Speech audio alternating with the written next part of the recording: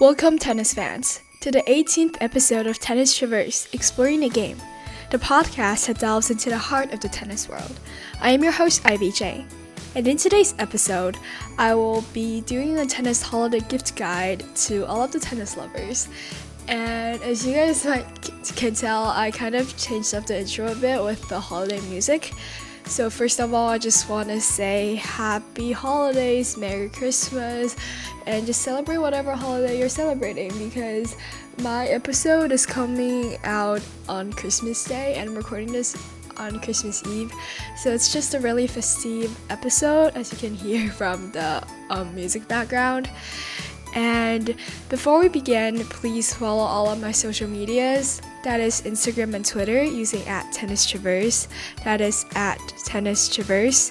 And if you're listening on YouTube, comment, like, and subscribe. If you're listening on other streaming platforms, please rate my show, and let's get right into today's episode.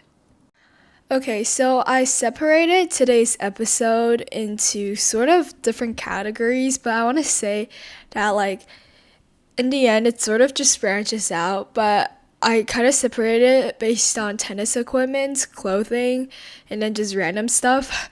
So I want to talk about the tennis equipment first, because there are several things I want to address about it.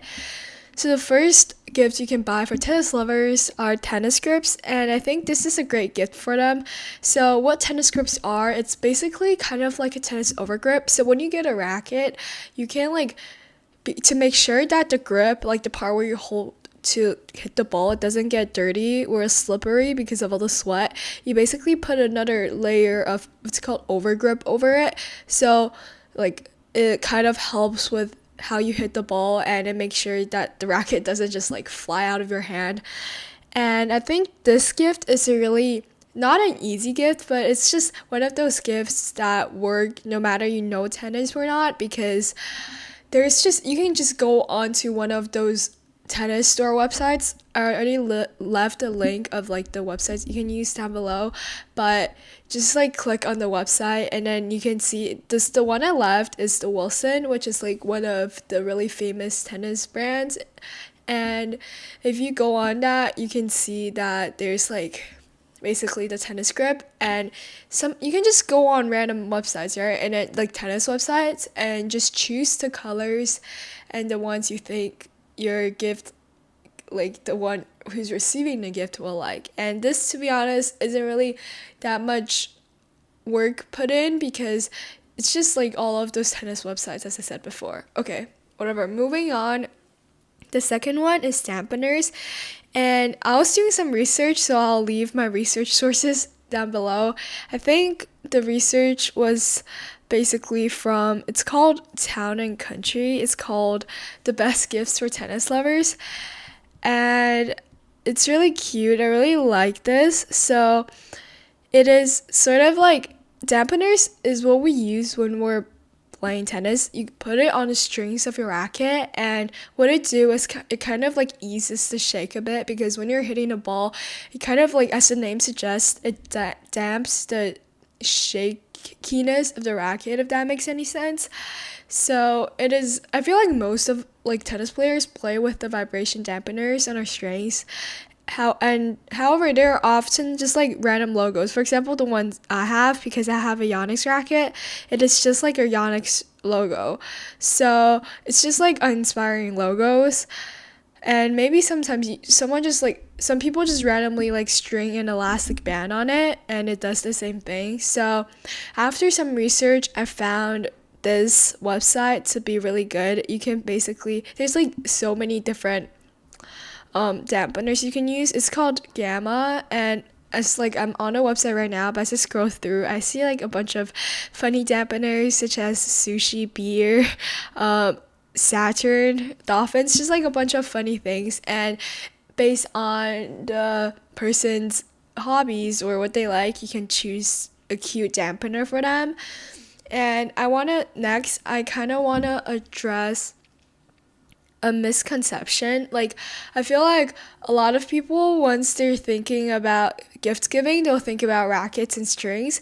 However, this is also a disclaimer for all of this.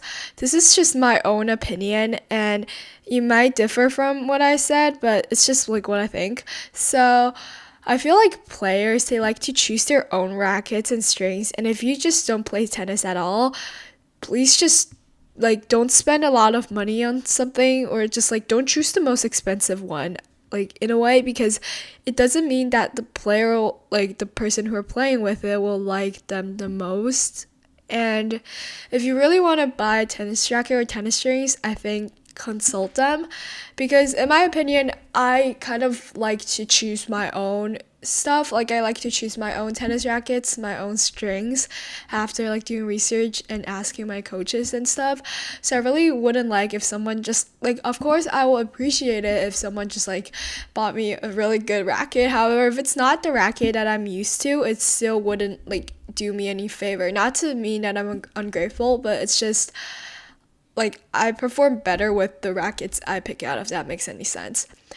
So that, and yeah, so just please, if you want to buy rackets or strings, ask the person you're buying, like which one you like, and then just kind of hint it and then buy it. Yeah.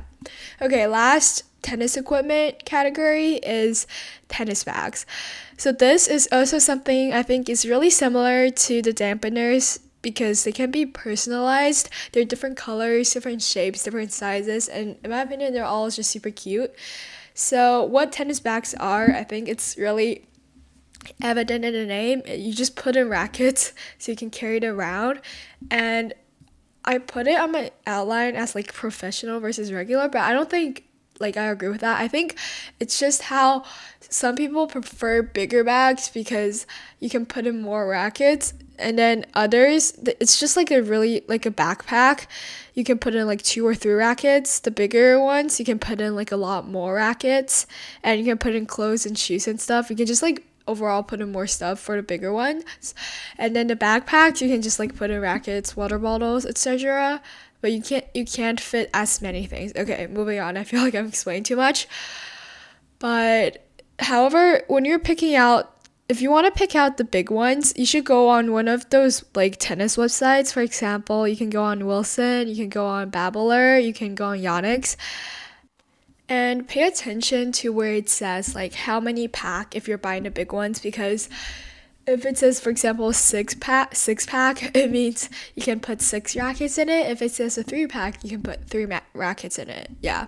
So pay attention and just basically get a feel like what you think the other person will like. For example, if they like the color blue, just get them like a blue bag or something like that. Make it cute.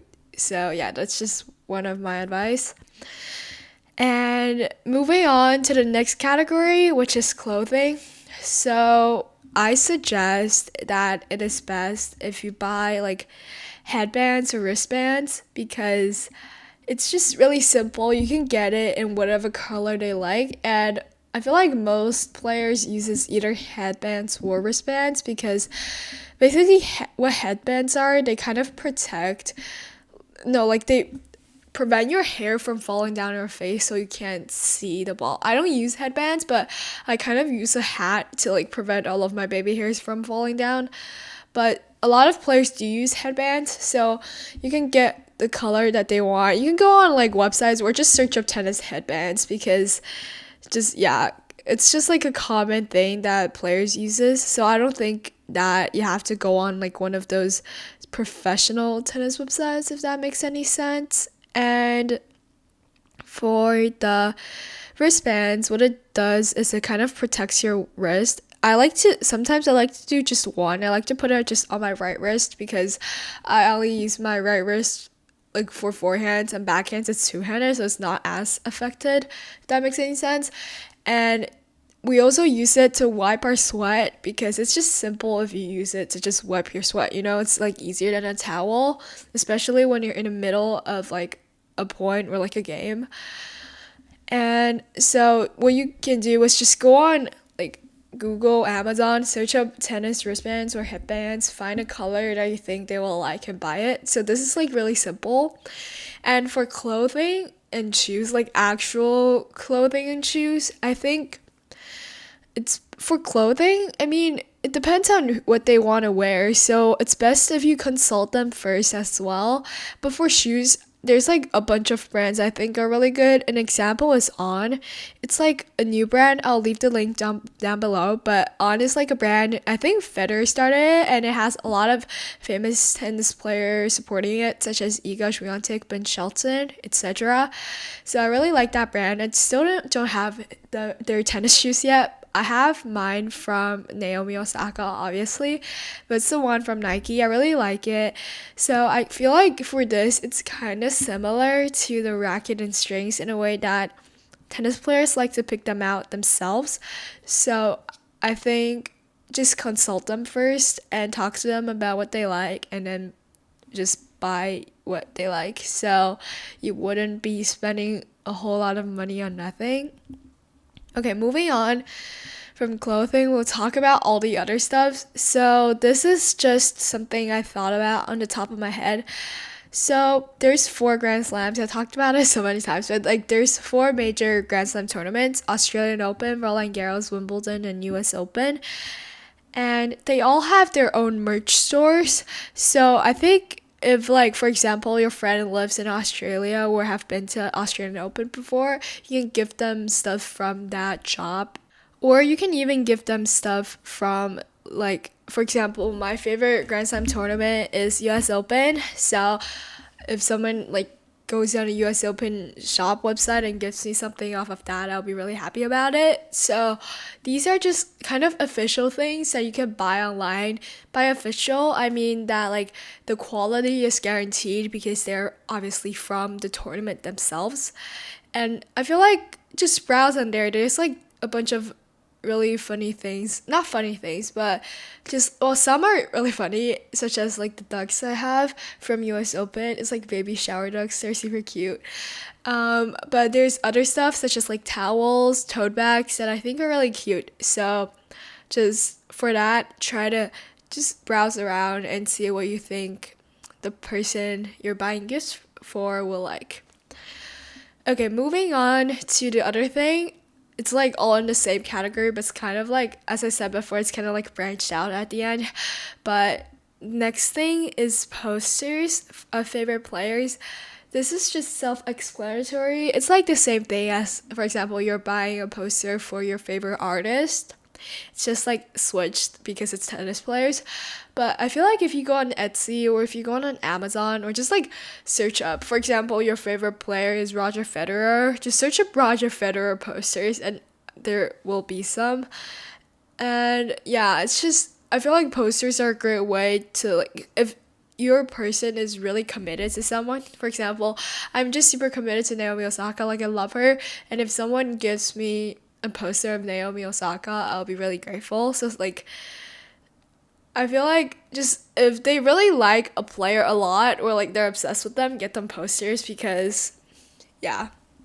Okay, whatever. I feel like it's just, this episode's kind of weird, but okay, sorry. Moving on to the other thing, the next one is books. So I love tennis biographies. I feel like they're just a great way to understand the behind the scenes of tennis tours, if that makes any sense. Because if you're a committed tennis fan, when you're watching the matches, you don't really get to see what's going on behind the locker rooms. And books are a great way, in my opinion, to like show what's beyond what is shown on TV. So my favorite tennis book, and probably one of my favorite book of all time, is Open by Andre Agassi. Surprise, surprise. It's also Naomi's favorite book. But I just like that book so much. I have 2 of them and I fully like annotated them and everything, but I just like this book because it kind of explored, well, okay, first of all, Andre Agassi is like a really famous tennis player. However, he played like not a long time ago. He played along with like Roger and Rafa was like kind of rising up. And I really like this book because it kind of explored the theme of love and hate relationship with tennis, which is sometimes the relationship I have with tennis. And I think it just shows how much, obviously, it shows how much work tennis players have to put in, but it kind of also shows another side, which is like as I said before, the behind the scenes of how everything plans out, like the process of finding a coach, finding love on the tour. So I really like this. Okay, and then for another thing I want to talk about, because I just want to say a lot of people might be kind of confused because my episode literally comes out on Christmas Day. So why would I be making a holiday gift episode? But I just want to say there's sort of a lot of holidays coming up, such as the New Year's, the Valentine's Day, or just like whenever it's someone's birthday, just like stuff like that. So I make this episode because you can just like revisit this episode if you want to just get inspirations of gift ideas. So, okay, just moving on, there's a Naomi Osaka biography that's coming up, and I believe it's coming up in January. I already pre-ordered it, so I feel like one of my future episodes, I will be discussing the book and hopefully talking about how much I love it or like my opinions on it. But just a heads up, Naomi's biography is coming up. If any of you guys are like me, are like huge Naomi fans, please buy that book and I'll talk about it. And obviously there's other biographies as well, such as the one from the big 3 or 4, Federer, Nadal, Novak, Murray. They all have biographies. I really like the one from Nadal, and also on a side note, I really like the one from Maria Sharapova because it kind of discuss how like illegal substance use and like the impact it can have on athletes, because obviously I think most of you guys know Maria Sharapova was suspended because she was found like taking illegal substances to like make her perform better. So I think that's just another really interesting concept that isn't really talked too much on. Like a lot of people doesn't mention it. So I think it's just one of those topics that a lot of tennis fans would love to explore. So yeah. And then moving on to the last one, which is tennis coverage. So this is kind of a huge one. Not a huge one, I don't know. But like sometimes I really want someone who can give me tennis coverage, which means that I want, like, for example, a tennis channel coverage so I can just watch tennis as long as I want, stuff like that. Or just like go to like buy a tennis channel plus for someone so they can watch tennis. I don't know, I feel like it really means so much if you give someone like a tennis coverage, because I would literally be so grateful, because I still don't have all the tennis coverages yet, even though I'm like super devoted to tennis. I still don't have Tennis Plus, which I'm really sad about, and I don't have Tennis TV. So if you give someone like tennis coverage, they'll be really happy and really grateful. And I think that is it. Sorry if this episode is a bit weird, and it's like, this is not like my usual episodes, but thank you so much for listening. And I kind of feel like I talked a bit fast, so please tell me if I did. And I guess just happy holidays, happy New Year, Merry Christmas, whatever you're celebrating. And I'll see you guys next time. Bye.